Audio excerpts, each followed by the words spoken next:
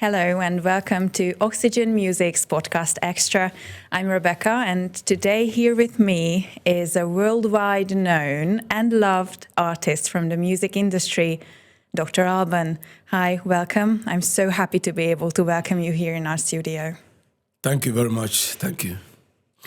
So when people visit Hungary, foreigners visit Hungary, they often compliment our architecture, delicious food, and some even say that the most beautiful women live here in Hungary. It's not your first time here in Hungary, and I know for a fact it won't be the last. What do you think of our country? Do you like it here? Yeah, it's nice. It's beautiful. The Buddha side, and of course the Pest side, and the river dividing the Pest and the Buddha. It's a beautiful city, good girls, just as you mentioned, beautiful girls. And the goulash supper is also good. Oh, you like it? Yeah. So let's start at the beginning. Yeah. You were brought up in Nigeria, in Oguta, if I'm not mistaken. What was it like? How would you describe your childhood for somebody who hasn't been in Africa yet? Well, I grew up in Oguta, that's in the southeast part of Nigeria. Nice place, beautiful place. That was the old Biafra, when there was a war between the Nigerians and the Biafrans many years back. Nice place to be, nice place to live, and growing up from there and then moving to Europe. Do you think that the Civil War had a great influence on you? Well, wars are not good. It doesn't matter who's right and who is wrong. But of course, that has influenced me, that war, definitely. And what was it like growing up in such a big family? You have 9 siblings. I'm sure you were never bored. Someone was always there. What was it like? Yeah, it's quite nice growing up in such a big family. And everyone, just as you said, someone was always there. Somebody's always there. And you got help in anything that you wanted to do. Anything you want to do, there's always somebody that is there to assist. So it was definitely good. What values or principles did you get from your parents? What did they teach you? What was the most important? The basic principles was that everyone has to be educated, and we all were educated, everybody, every single one of us. And maintaining love and peace, and going through all this education and then helping the other ones. That was the basic principles. That's such a big gift to get from your parents. Do you remember as a child, what were your dream jobs? What did you want to become as a child? Well, growing up in such a family where our parents wanted us to be educated, so that was it. We just have to choose what we wanted to do and become what we wanted to become. So that was the basic thing. You were quite young when you moved to Sweden. Yeah. What was it like? I can only imagine how big a first shift it must have been, just looking at the weather, you know, from one extreme to the other. How could you adjust? Was it easy, or did you struggle a bit? It was not easy. It was not easy, but I had to accomplish what I came to Sweden to do, so I had to adapt. It was the weather was colder. People were much colder. In Africa it was hot, and people were much warmer, so you just have to take it or leave it. Did you like studying dentistry in Sweden? Yes, I did, and studied, and I finished, and I worked for 1 year. I read a lot about you, and in one interview you said that you actually started working at Alphabet Street to get some money to be able to actually continue learning. So then how did it become your profession? Well, while I was working on Alphabet Street and making money to support the studies in the university, when I finished, I worked for 1 year, but at the same time, that DJing in Alphabet Street was also still at the background. And from that DJing, we made a track. And that track went very big, bigger than we ever thought. And that's where I am now. But how did you start DJing? Yeah, I was DJing in this Alphabet Street. But how did that start? How did you go from a student to a DJ at Alphabet Street? It was also a stroke of luck that a DJ never came. One day, the DJ that was supposed to play the music didn't come. So I was pushed to do the job, the DJ job, even though I was not a professional DJ. And did you like it from the get-go, or you had to warm up to it? I have to warm up and do the best I can. I wasn't the DJ. So the whole career started that a DJ never showed up. Such a lucky coincidence, isn't it? Yeah. Who did you listen to when you were a teenager, for instance? Was there somebody who influenced you in a way? A lot of American stuff did influence me, and some Nigerian stuff.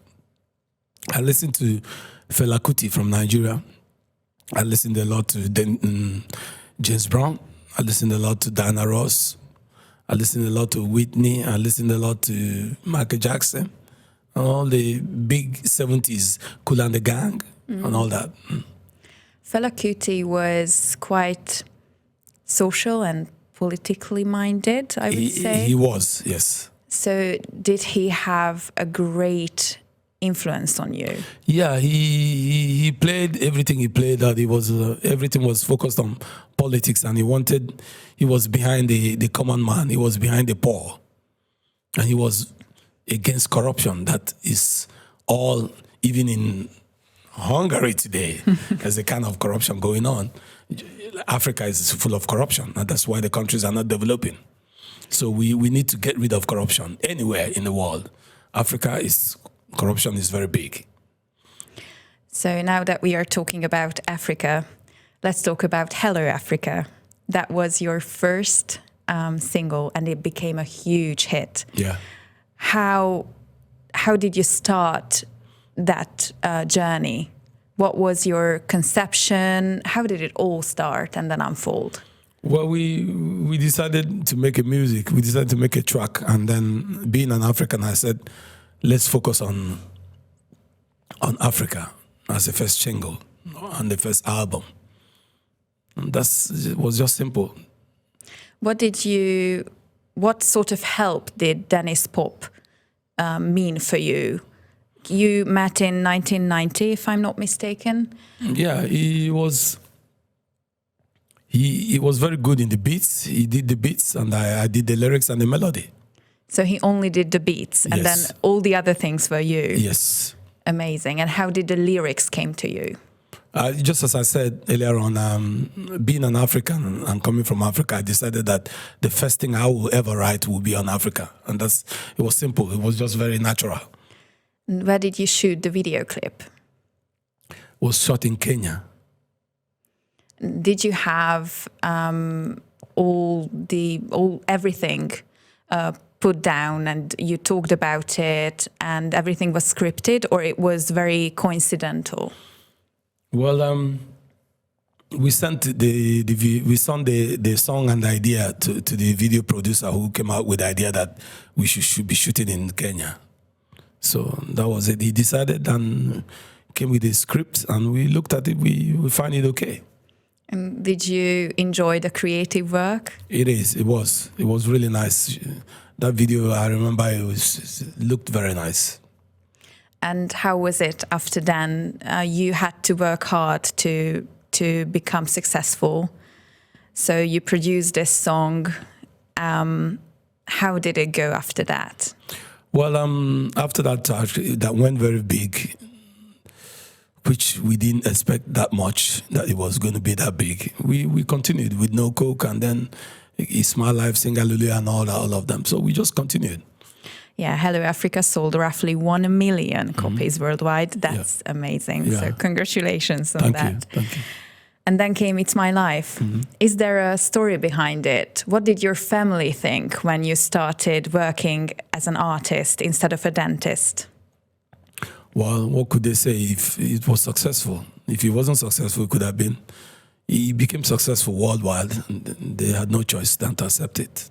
Were they worried about you? Yeah, because sometimes people could be worried because they think that musicians are on drugs and alcohol. So people are worried when they hear that you are living a profession like dentistry to become a musician, when musicians, most of them are on drugs and alcohol. When It's My Life came out, what did they think about the lyrics? Because they are speaking for themselves, let's just say. Yeah, it got bigger than in Hell Africa, so the song spoke for itself. Yeah, no coke was used in an anti-drugs campaign. What did it mean to you? It means a lot to me because I think that most of the criminal stuff, most of the violence, most of the fussing and fighting, they are almost drug related. There's always drug behind all these criminal activities. So if we can reduce or eliminate drugs, I think we can eliminate the criminal stuff as well. That's great. After a release of No Coke, you reached such success. You hit the top 10 charts worldwide. Do you think there was a gradual shift between you just being your, let's say, average self and then hitting fame, or did it happen overnight? Well, with Hell Africa No Coke, the fame gradually grew, and of course there was a slight shock, but I could handle it because I wasn't taking any drugs. I wasn't on drugs. I was on alcohol. So that's one thing in the music business, that when you get this big shock, that you are from nothing, nowhere, to something very big, you tend to not to handle the success, and then you take on drugs or alcohol. So this is very, very common. Was it mentally hard for you to wrap your head around it, or did you have a great support system? Well, I knew what it is, and I knew that I was not going to take on drugs or alcohol to handle the fame. So I decided to work on it, and gradually grew together with the success. What was your motivation when producing more and more songs? What kept you motivated? Well, the success, when you get success, of course you try to do much better than you ever did before. That's one thing that will drive you to do more. And when you know that more people are listening, more people are enjoying it, and the sales are good and they are being played everywhere, you get motivated and you want to do more. Your songs were used in many commercials as well. I think most people remember the Tampax commercial. So many people would say no to that, but you said yes, and it was so successful. But it's the Tampax commercials in the UK was a successful one. Of course, he made the song went back to be top 10 again, and of course, Tampax is women's life. It's their life. It's not my life. I don't, as a man, I don't use Tampax, but as females do use Tampax. So is Tampax their life? That's how I saw it. And they are still used in commercials, your songs. Yeah. Not so long ago, I heard a commercial for a furniture shop, I think. It was It's My House or something like that. Yeah. That was so good. Yeah.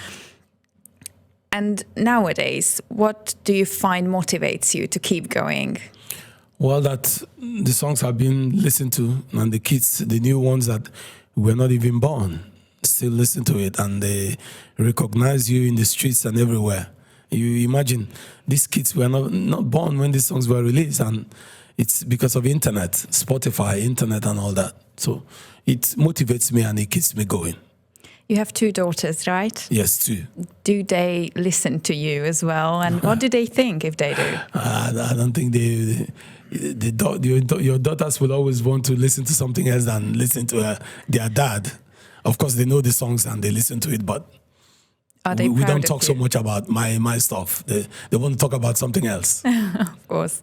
Are they proud of you and what you have achieved? I guess they are. I think so.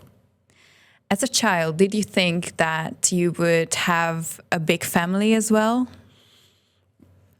I think that living in Sweden, where people, the tradition in Sweden is 2-3 kids, not more. So I adapted to that. It's simple. And do you still feel like they have each other? You're always there for each other. Yeah. You still have their backs. I think that I kept the Swedish tradition rather than the African tradition, and I don't regret it, and I enjoy it. I think it's okay. It's good. That's so nice to hear. Who do you listen to now? Is there somebody from the music industry now that you look up to or that you like to listen to? No, I don't listen to anybody. I don't look up to. I just listen to what I hear that is good. It doesn't matter who it is. It doesn't matter what it is. You've done a single with Hathaway that was I Love the 90s. Mm-hmm. You proved that there are some fellow artists who you like, and you sort of mentioned them in the lyrics. So those people were in some way important to you? Those, at least I worked with those artists on the 90s festivals, and I enjoyed these tracks. That's why I used them. That's why I mentioned them. So it's all about enjoying and being together and having a good relationship with those artists. What do you think is your biggest success if we look at your whole lifespan? The biggest success must be It's My Life. It's a big track. What does it mean to you?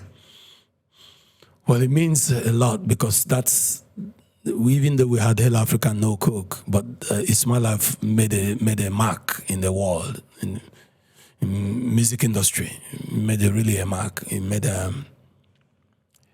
made me got known to every part of the world more than what Hell Africa did. So it was a big step, big song, and something that I'm proud of.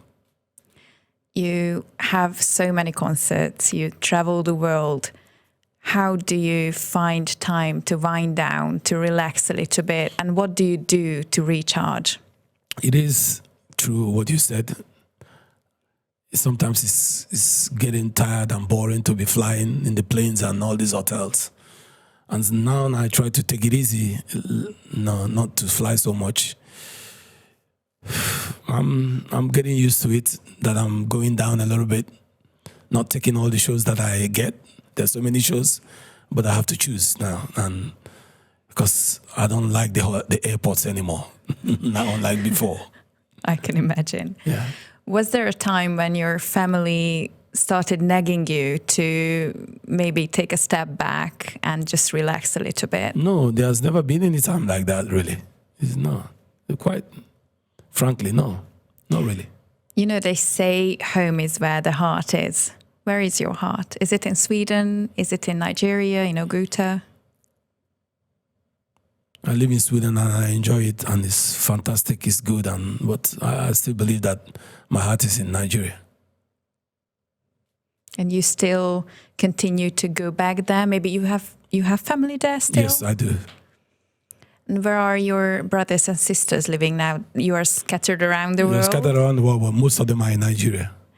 And do you find time to reconnect and Yes, meet? I do. I try once a year, every Christmas. And sometimes I might find myself there if something happens. But I do every Christmas. I try. That's amazing. What do you think is in your future? What would you like to achieve still? What are your goals? If it was easy, I think it's a very hard task, what I would want to achieve and what I would want to do. That would be peace and eradicating corruption, and that's impossible almost. Are there more concerts coming? Yeah, there are more concerts coming, and I choose them, and I try to do the best I can of them. Thank you very much. Thank you so much for inviting me. I'm so happy that we got to do this. Yeah.